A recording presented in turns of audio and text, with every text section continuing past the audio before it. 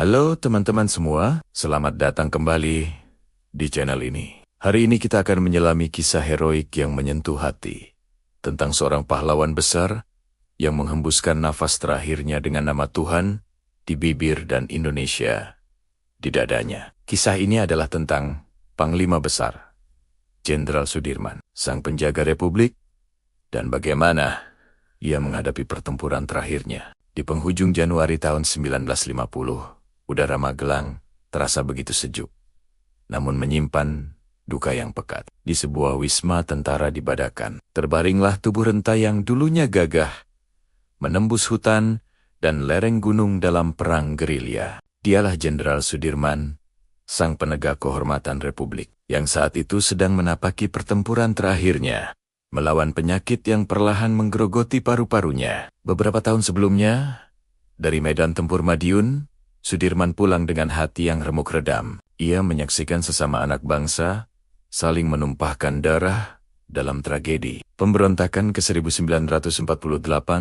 Dengan langkah tertatih, ia memasuki rumahnya di Bintaran Wetan, Yogyakarta. Kepada istrinya, Siti Alfiah, ia berbisik lirih. Matanya tak sanggup terpejam melihat rakyatnya sendiri saling menebas. Malam itu, dalam kondisi batin yang kalut, ia memilih mandi dengan air dingin menolak saran sang istri untuk memakai air hangat.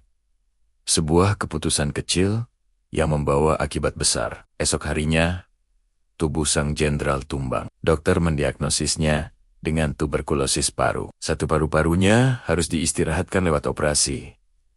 Namun semangat juangnya tak pernah surut. Dari ranjang rumah sakit, ia masih sempat menulis sajak berjudul 25 tahun, Rumah Nan Bahagia. Sebuah ungkapan terima kasihnya kepada para perawat di Panti Rapih yang telah merawatnya dengan penuh kasih luar biasa.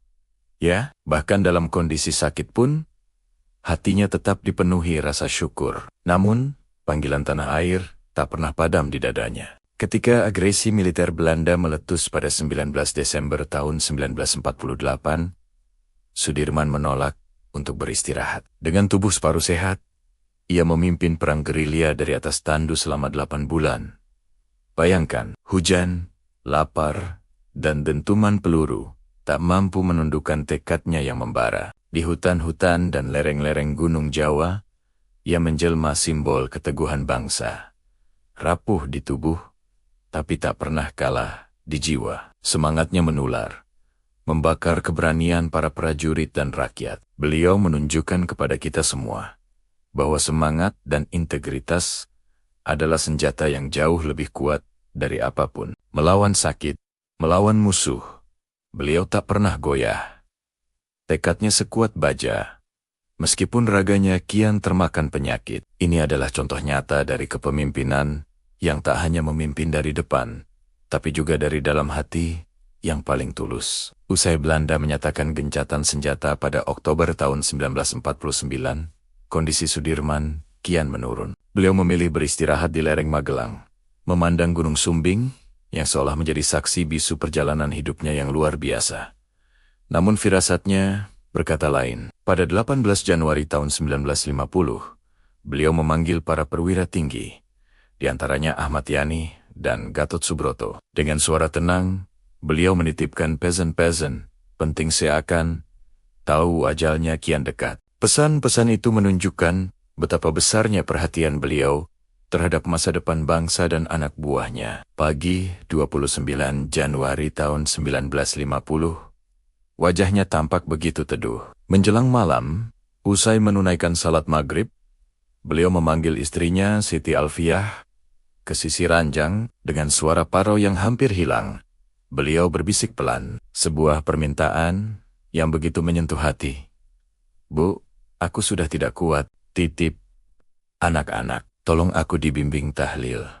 Sebuah permintaan terakhir yang menunjukkan betapa beliau adalah seorang kepala keluarga yang bertanggung jawab dan seorang hamba Tuhan yang taat. Siti Alfiah dengan hati yang hancur namun tabah menuntunnya melafazkan La ilaha illallah dalam pelukan perempuan yang setia mendampingi perjuangannya. Panglima Besar Jenderal Sudirman menghembuskan napas terakhirnya. nama Allah di bibirnya, dan Indonesia di dadanya. Di halaman rumah, bendera merah putih perlahan turun setengah tiang dengan sendirinya. Seolah alam turut berduka, memberi penghormatan terakhir bagi sang Panglima Suci yang tak pernah menyerah pada perang, sakit, atau nasib. Jasamu abadi, Jenderal. Kalimat ini mungkin tak cukup untuk menggambarkan betapa besar pengorbanan dan cinta beliau untuk negeri ini. Kisah Jenderal Sudirman mengajarkan kita tentang ketabahan, keberanian, integritas, dan pengorbanan tanpa batas. Beliau adalah pahlawan sejati yang akan selalu hidup di hati setiap rakyat Indonesia. Semoga kisah ini menginspirasi kita semua untuk selalu memiliki semangat juang, rasa tanggung jawab, dan cinta yang tulus terhadap bangsa dan negara. Jangan pernah melupakan jasa para pahlawan kita. Terima kasih banyak sudah menyimak kisah luar biasa ini. Jangan lupa untuk like video ini, tinggalkan komentar tentang apa yang paling menginspirasi dari sosok Jenderal Sudirman, dan subscribe channel ini agar tidak ketinggalan cerita-cerita inspiratif lainnya.